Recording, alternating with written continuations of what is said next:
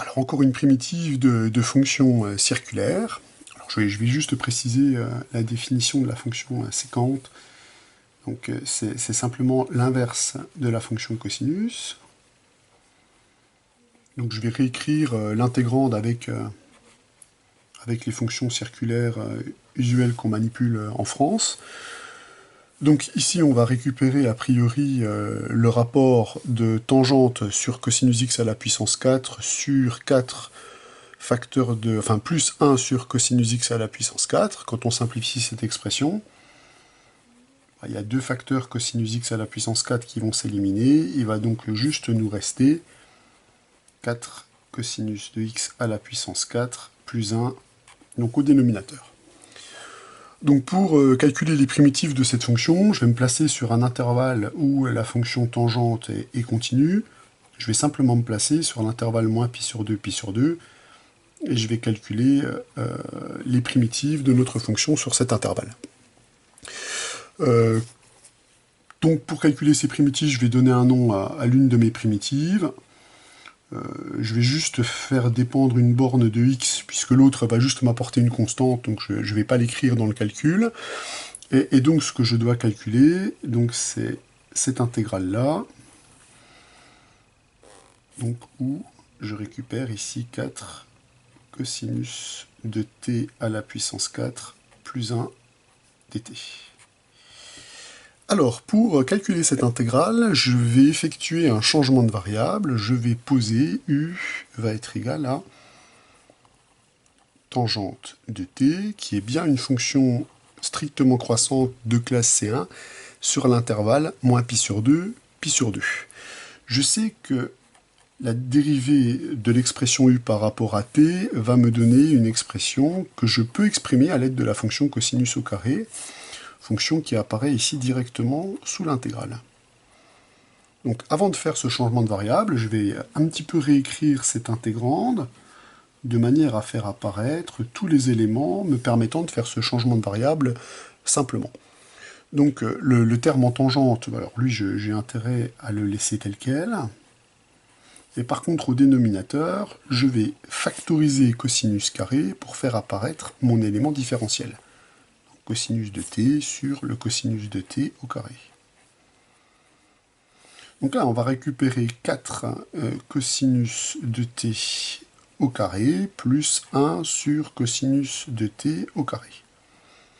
Voilà ce qu'on récupère. Alors ça, c'est pas inintéressant de faire apparaître ces cosinus de t au carré, puisqu'il est bien connu que la dérivée de tangente étant égale à 1 sur cosinus carré ou 1 plus tangente carré, on a cette égalité-là, donc cosinus carré est égal à 1 plus tangente de t au carré, ou si vous préférez, 1 plus tangente de t au carré est égal à 1 sur cosinus de t. Les deux vont de toute façon être utiles dans l'expression. Bon, alors maintenant que le changement de variable, on l'a bien préparé, on va pouvoir l'effectuer. Donc l'intégrande va devenir quoi? Alors le tangente devient simplement le facteur u. Le 4 cosinus carré devient 4 sur 1 plus u au carré. 4 sur 1 plus u au carré. Attention à bien suivre où se trouve le trait de fraction. Plus, alors 1 sur cosinus carré, c'est 1 plus tangente carré. Ça sera donc 1 plus u au carré. Le dt sur cosinus t est simplement remplacé par du. Et lorsque t prend la valeur x, la borne au-dessus prendra donc la valeur de tangente x. Donc il s'agit de calculer une primitive de cette expression de u que l'on évaluera en tangente x. Alors on va déjà nettoyer un petit peu tout ça, se ramener à une fraction exprimée plus simplement. Alors on va multiplier le numérateur et le dénominateur par 1 plus u carré. Alors le numérateur va devenir u cube plus u, et le dénominateur, lui, va simplement devenir donc 4 plus 4u au carré.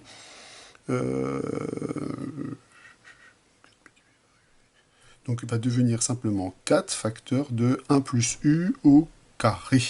Il n'y a pas de facteur 4 ici. 1 plus u carré au carré. Alors, j'efface ce facteur 4. Voilà, hop. C'est comme s'il n'avait jamais existé. Parfait. Alors, DU. Alors, pour l'instant, on ne voit pas grand-chose apparaître. J'aimerais bien en savoir un petit peu plus sur cette expression au dénominateur. Alors, hormis le fait qu'elle ne s'annule pas parce qu'elle est minorée par 4, j'aimerais bien voir comment est constitué ce polynôme du 4e degré, puisque comme au numérateur, on a un polynôme du 3e degré, et ça pourrait bien s'arranger. Donc quand je développe cette expression, je vais récupérer u à la puissance 4, donc plus 2u au carré, plus 1, plus 4, donc plus 5, du. Et si je dérive cette expression, on va récupérer donc 4u au cube plus 4u. Ah, on récupère que la dérivée du terme au dénominateur, eh bien c'est 4 fois le terme qui est au numérateur.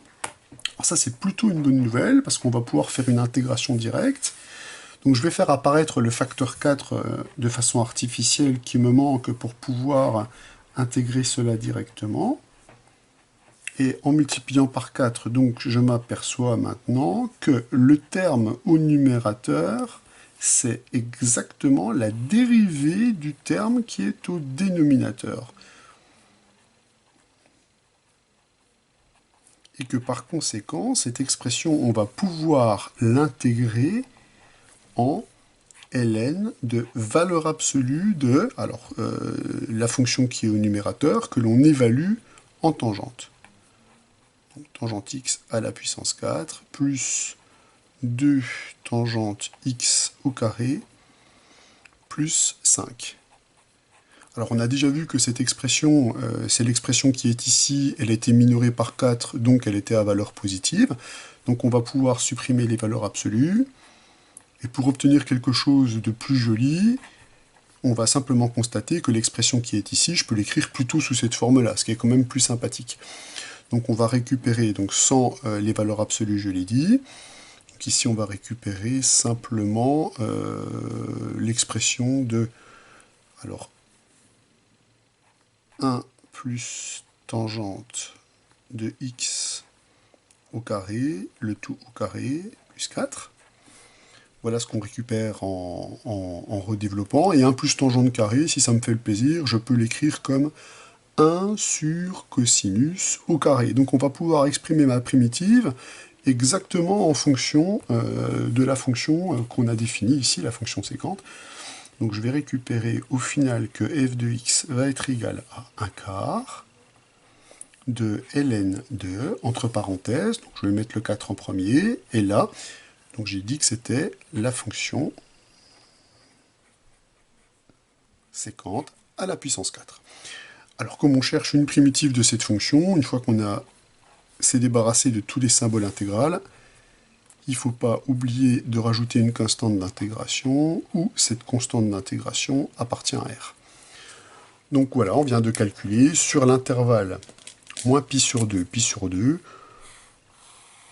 toutes les primitives de la fonction qui est ici.